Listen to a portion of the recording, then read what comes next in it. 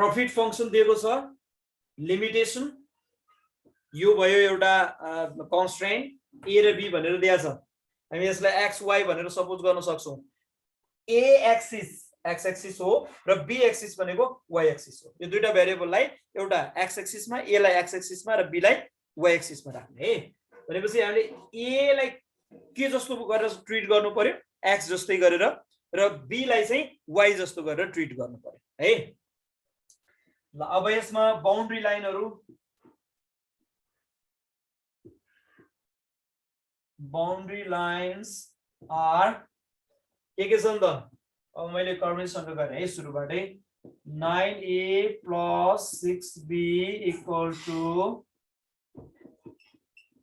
54 एउटा boundary line यो हुन्छ है। यसलाई इक्वेसन फर्स्ट भनेर लेखौं र यसको पोइन्टहरु पनि बनाइहालौं। पोइन्टहरु x y र यो दुईटा पोइन्टहरु चाहिँ के हुन्छ हेर त। a = 0 सरी x y भएन, यहाँ a b हुने भयो है। x y को ठाउँमा हामीले चाहिँ यहाँ नर्मली 9x + 6y = 54 को फर्ममा हुन्थ्यो भने अहिले चाहिँ के छ, a र b भनेर दिएको छ, त्यही भएर ab भनेर यसरी लेखौं है। a = 0 पुट गराउँदा यहाँ कति हुन्छ, b को भ्यालु कति हुन्छ, a 0 पुट गर्ने भने यो टर्म 0 हुन्छ, 6b = 54, b = 9 र b = 0 पुट गर्ने हो भने a = कति हुन्छ, 6 भनेको पोइन्ट चाहिँ के हुने भयो, 0 9 एन्ड 60 यो दुईवटा पोइन्टहरु हुने भयो। त्यस्तै अब यो लाइनको लागि के गर्ने भन्ने कुरा हेरौं है। अब यो 3a = 18 भन्ने लाइन आउँछ। अब 3a = 18 भन्ने है, त्यो लाइनको लागि हामीले कसरी पोइन्टहरु फाइन्ड आउट गर्ने त।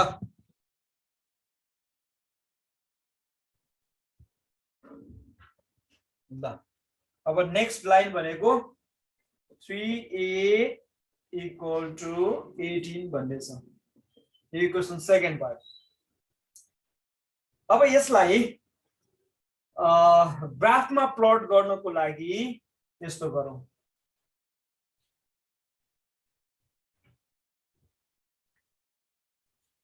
अब a = कति हुन्छ यसमा हेर त। a = 18/3 भनेको a = 6 हुन्छ हो।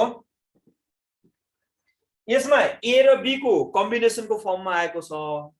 है, कम्बिनेसनको फर्ममा आएको छ। a को भ्यालु अथवा b को भ्यालु डाइरेक्टली एकै पटकमा आउँदैन यसमा, किनभने दुईटा भेरिएबल एउटै इक्वेसनमा दिएको छ है, एकै पटकमा आउँदैन यसमा। भने यसमा चाहिँ a को भ्यालु आइहाल्यो, 6 आइहाल्यो है। a को भ्यालु 6 आयो भनेको मतलब हामी यसलाई कसरी लेख्न सक्छौं भने a + 0b = 6। यो b भन्ने कहाँबाट आयो त भन्दा भेरिएबल त दुईटा छ नि त, a र b दुईटै छ, तर यो इक्वेसनमा मात्रै a आएको हो। b भन्ने पनि टर्म त्यसमा भेरिएबल राख्ने हो भने b को कोएफिसिएन्ट कति राख्नु पर्छ, 0 राख्नु पर्छ है। 0 * b भनेको 0 हुन्छ, a = 6 नै भयो त्यसपछि। भने अब यसलाई ग्राफमा प्लट गर्ने हो भने a र b भनेर लेखौं र a को भ्यालु चाहिँ 0 राख्न मिल्छ कि मिल्दैन होला यसमा। ल भन, a को भ्यालु 0 राख्न मिल्छ। जसरी यहाँ हामीले 9a + 6b = 54 मा a को भ्यालु 0 राख्दा b को भ्यालु 9 भयो, b 0 राख्दा a 6 भयो भनेर लेखेको थिएँ नि मैले अघि। अहिले यसमा त्यस्तो गर्न मिल्छ भने a को भ्यालु 0 राख्न मिल्छ कि मिल्दैन। जबकि a = 6 भनेर आइसकेको छ, a को भ्यालु 6 हुन्छ भनेको a को भ्यालु 0 पनि हुन्छ भने हो र होइन, यो त कन्स्ट्यान्ट हो है। a को भ्यालु 6 हुन्छ भनेपछि a is always 6 whatever may be the value of b। b को भ्यालु जतिसुकै भए पनि, b को भ्यालु जति भए पनि a को भ्यालु कति हुन्छ, 6 नै हुन्छ भनेको यसले है। a को भ्यालु जहिले पनि 6 हुन्छ भनेको मतलब a = 6 भयो यसमा भने b को भ्यालु चाहिँ 0 राखौं अथवा b को भ्यालु 10 राखौं अथवा b को भ्यालु 5 राखौं, जतिसुकै राखौं। b को भ्यालु जति राखे पनि a को भ्यालु कति हुन्छ 6 नै हुन्छ भनेको यसले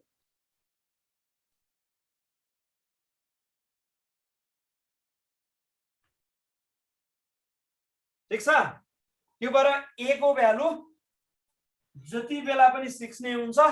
b को भ्यालु जति राखौ जस्तो ल अब अहिले b को भ्यालु 0 नै राख्दिए मैले एउटा है b को भ्यालु b को कोएफिसिएन्ट पनि 0 छ b को भ्यालु पनि मैले 0 राख्दिए b को भ्यालु 0 राखौं अथवा b को भ्यालु 5 राखौं ल 5 मैले चुज गरेको है 0 र 5 मैले चुज गरेको हो त्यसको ठाउँमा तिमीले अरु नै जुनसुकै नम्बर राख्न पनि सक्छौ धेरै ठुलो नराखौ किन भन्दा 96 आएको छ यहाँ त्यहाँ पनि माथि 6 छ भनेपछि त्यहाँनेर मैले 50 भनेर राख्दिए भने धेरै ठुलो नम्बर हुन्छ त्यो 50 राख्यो भने पनि a को भ्यालु त 6 नै हुन्छ फेरि है a को भ्यालु अलवेज 6 भयो b जतिसुकै राखे पनि a 6 हुने भयो त्यो भएर यसको पोइन्टहरु चाहिँ के हुने भयो त भन्दा 6 0 र 6 5 यो दुईटा पोइन्टहरु चाहिँ केमा पर्ने भयो यो लाइनमा पर्ने भयो 6 5 यो दुईटा पोइन्ट यसमा के सोध्न पर्ने भएदेखि सोध अर्को भनेको a = 6 भनेको b एक्सिस सँग प्यारलल भएर जान्छ y एक्सिस सँग प्यारलल हुन्छ a = 6 भन्ने पोइन्टबाट भन्ने पनि छ अब त्यो कन्सेप्ट पनि अर्को एउटा हो हैन यो दुईटै एकैचोटी भन्नु भन्दा मैले यो इक्वेसनकै फर्ममा बनाएर टेबल बनाइरा छौ त्यही प्रोसेसबाट जाउँ भनेर मैले यसरी यो मेथडबाट भने तिमीहरुलाई बुझेको छ कि छैन केही सोध्न पर्ने भएदेखि सोध त यसमा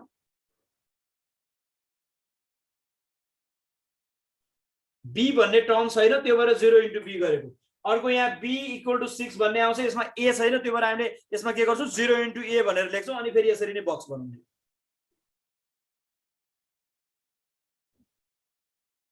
ठीक छ हैन ल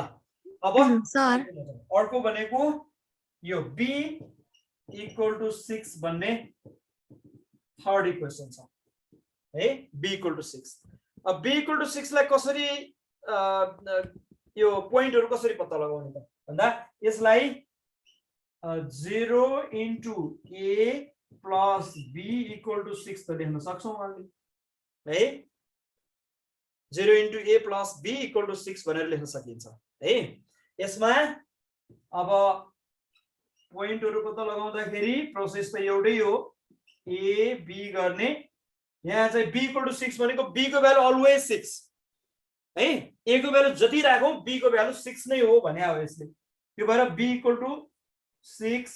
6 नै भयो है b को भ्यालु अलवेज 6 a को भ्यालु जतिसुकै राखौं र a को भ्यालु चाहिँ एकचोटी 0 राख्दिए अर्को पटक 4 राख्दिए मैले ल 0 राख्दा सजिलो हुने भएर एउटा 0 रोजेको मैले यहाँ पनि है 0 भयो त्यसपछि अर्को 4 राखे 4 को ठाउँमा 3 राख्न सकिन्छ 1 राख्न सकिन्छ अथवा 7 राख्न सकिन्छ 9 राख्न सकिन्छ 10 राख्न सकिन्छ 50 राख्न सकिन्छ 100 राख्न सकिन्छ जति राखे पनि हुन्छ है a को भ्यालु जतिसुकै राखौं जति राख्दा पनि b को भ्यालु 6 हुन्छ यस्तो केसमा एउटा 0 राख्छु अर्को चाहिँ भ्यालु कति हुन्छ भनेर मैले यो अगाडिकोमा गरेको जस्तै त्यो तरिकाले यिनीहरुमा चाहिँ गर्न मिल्दैन है यति कुरा याद राख अब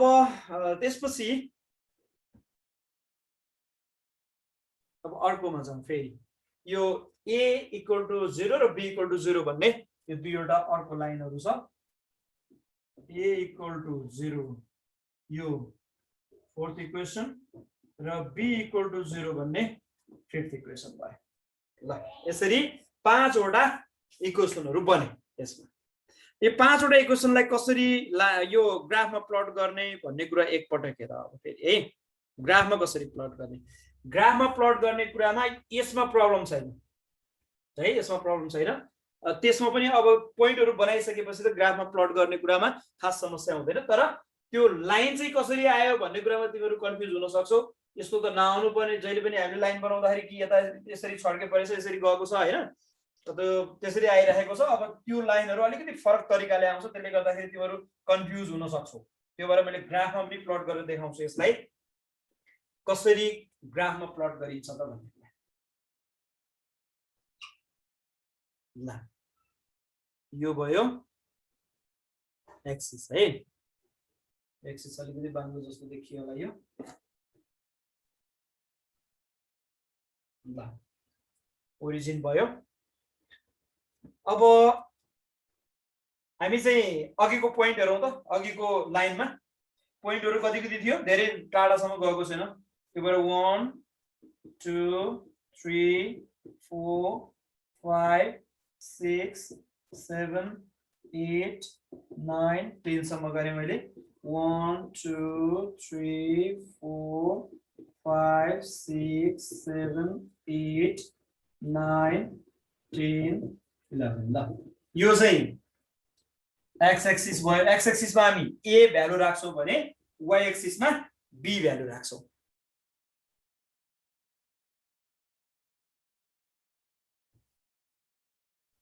ल यो x एक्सिस राम्रोसँग देखिएन होला है ल यसरी छ है अब अघिको इक्वेसन फर्स्टलाई प्लट गर यो यसमा पोइन्टहरु प्लट गरौँ त कति कति छ अरे अघिको भन त मैले मेटाइदिए यहाँ 09 हो एउटा 09 र 60 हैन 09 र 60 यो दुईटा पोइन्टहरु छ अब यो दुईटा पोइन्टहरु यो आयो नि 60 माथि यो चाहिँ तल चाहिँ 60 आयो माथि कति छ 09 छ यो दुईटालाई के गर्दियौ जोइन गर्दियौ लाइन बन्छ स्ट्रेट लाइन बन्यो यसको इक्वेसन के छ अरे 9a + 6b 9 अब यहाँ देखिन्न होला त्यहाँ लेखेको मैले माथि लेखे है 9a + 6b = 54 भन्ने लाइन हो यो भने अब अर्को यो लाइन हेर त यसको पोइन्टहरु 60 र 65 छ नि 60 भनेको 6 भनेको x भ्यालु 6 अनि 0 भनेको यही भइहाल्यो 60 यही भइहाल्यो अर्को 65 6 चाहिँ यो भयो भने 5 कता जान्छ 5 भनेको माथि आउँछ अब यहाँ हेर है यो पोइन्ट लाई यहाँ प्लट गर्न पनि तिमीहरुलाई अहिले सम्मको प्रोसेस अनुसार अलिकति गाह्रो पर्न सक्छ फरक आयो नि हेर त सधैं यही एक्सिसमा आउँदै किनभने एउटालाई 0 सपोज गरेर अर्को भ्यालु कति हुन्छ भन्ने तरिकाले हामीले अहिले सम्म प्लट गरिरहेका थियौ है त्यो छैन अहिले त बीचमा आयो 6 त्यसपछि 5 x भ्यालु 6 y भ्यालु 5 त्यही 6 बाट सिधा माथि 5 मा जाने फेरि 5 खोज्नु यता आउने 6 यो 5 यो भनेर अनि यसरी जोड्दै होला फेरि है मैले त्यो पनि देखाएको छु त्यस्तो गरेको देखाएको छु मैले 6 5 आयो x भ्यालु 6 हो y भ्यालु 5 हो भनेर 6 यता 5 यता गरे अनि 5 र 6 जोड्दियो सर अनि दुई त पोइन्ट भएसी त त्यही गरे हुन्न नि के गर्ने रे अगाडिकोमा जस्तै पोइन्ट त आछ त दुईटै सबैको पोइन्ट्सहरु कुनमा कहाँनिर आयो दुईटा पोइन्ट नाइ कि माथिको इक्वेसन आइमा जस्तै त छ भने तलको पनि पोइन्ट अनि कसरी प्यारलल गराउनु भने कसरी थाहा हुन्छ त अनि प्यारलल गराउने कसरी थाहा हुन्छ भनेको हजुर ए प्यारलल भनेको यो पोइन्टहरु नल्याइकन प्यारलल गराउने भन्ने कुरामा कि पोइन्ट आइसकेपछि प्यारलल गराउने भन्ने कुरा पोइन्ट आइसकेपछि होइन प्यारलल गराउने भनेर मैले सोचेकै छैन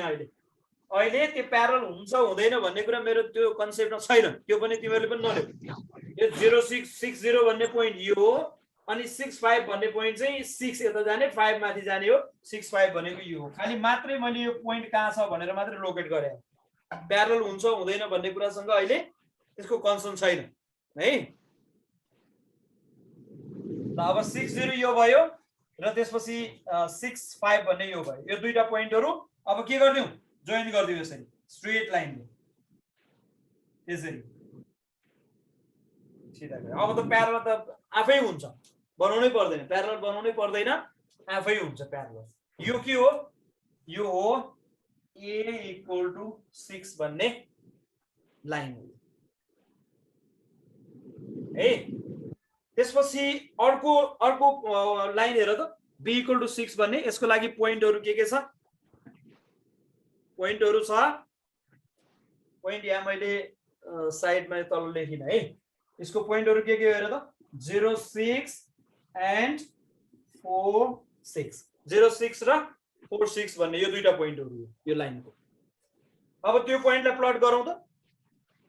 06 भनेको मेरो यो भइहाल्यो हैन,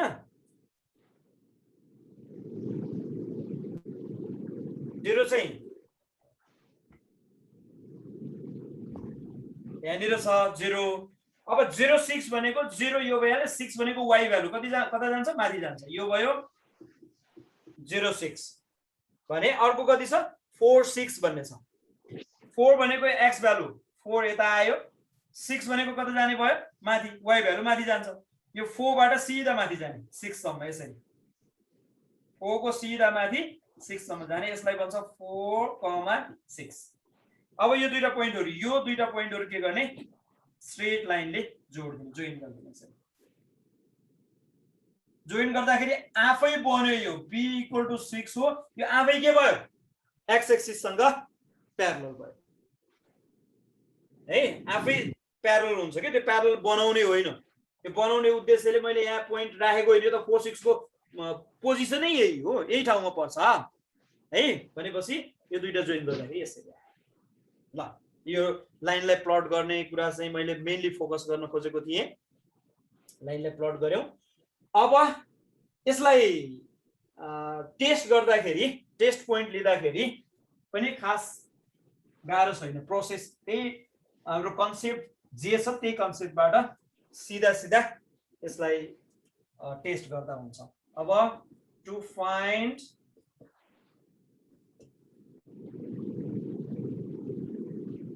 द सोलुसन रिजन पत्ता लगाउनको लागि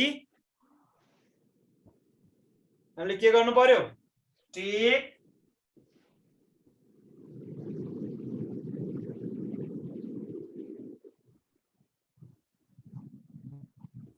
origin as a test point है। 0 0 लाई टेस्ट पोइन्ट लियो भने पहिलो इनइक्वालिटी के थियो, 9a + 6b ≤ 54 भन्ने थियो। अब यहाँ a र b दुईटैको भ्यालु 0 0 राख्नु पर्यो है। 9 × 0 + 6 × 0 <= 54 भनेको 0 <=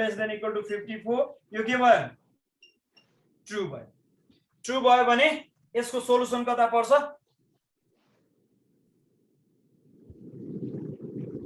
यो लाइन छ, यो लाइनको सोलुसन टुवर्ड्स द ओरिजिन हुने भयो, ओरिजिनतिर यसरी पर्ने भयो है, टुवर्ड्स द ओरिजिन। त्यस्तै अर्को इनइक्वालिटी छ, के थियो,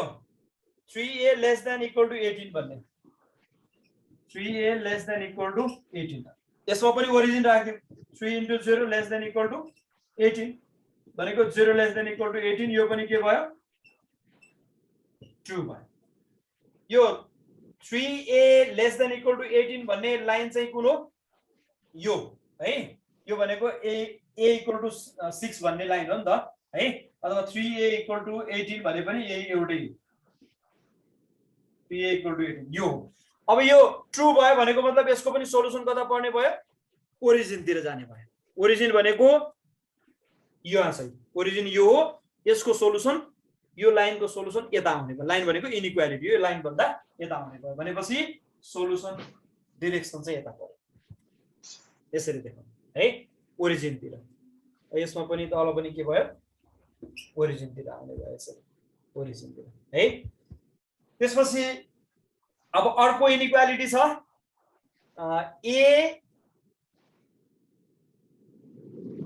b is greater than equal to 6 भन्ने छ अर्को है, b greater than equal to 6 भन्ने, b greater than equal to 6 मा 0 राख्ने हो भने यो पनि के, यो चाहिँ के हुन्छ, फल्स भयो, फल्स भयो, यो फल्स स्टेटमेन्ट भयो, 0 6 भन्दा ठुलो हुन्छ भनेर आयो। फल्स भयो भनेको मतलब यो ओरिजिनतिर पर्दैन, अब यसको सोलुसन यता तल नपर्ने भयो, कता पर्ने भयो, माथि जाने भयो, यसको सोलुसन यसरी माथि जान्छ है। यसको सोलुसन ट्रु आयो भने सबै फल्स आयो भने के हुन्छ कि नै, के रे, बुझिन, यो टेस्ट गर्दाखेरि सबै ट्रु आउने सबै फल्स आउने भयो भने के हुन्छ कि नै, ए सबै ट्रु सबै फल्स पनि हुन सक्छ, त्यो त हुन सक्छ। ल अब यसबाट सोलुसन रिजन कहाँनिर पर्यो भन्दा, हेर त, सोलुसन रिजन यो लाइन भन्दा यता आउनु पर्यो, यो लाइन भन्दा तल जानु पर्यो, यो लाइन भन्दा माथि जानु पर्यो। यो हो कि हैन हेर त सल्युसन। ए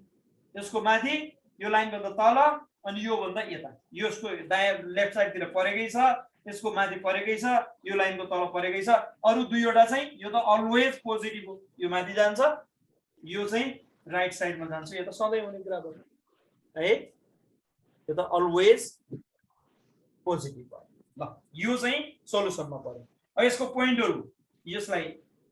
ए भनेर सपोज गरौँ, यसलाई ए पनि नबनौँ किनभने ए र बी चाहिँ अरु नै यो भेरिएबलहरु नै लेखेको छ, त्यही भएर यसलाई पी, यसलाई क्यू र यसलाई आर भनेर लेखौँ। यो तीनवटा पोइन्टहरु आयो, पी क्यू आर भन्ने पोइन्ट आयो। पी को कोअर्डिनेट हामीलाई थाहा छ, क्यू को पनि थाहा छ, आर को थाहा छैन। अब यो आर को भ्यालु कसरी आउँछ ल भन, आर को भ्यालु कसरी आउँछ?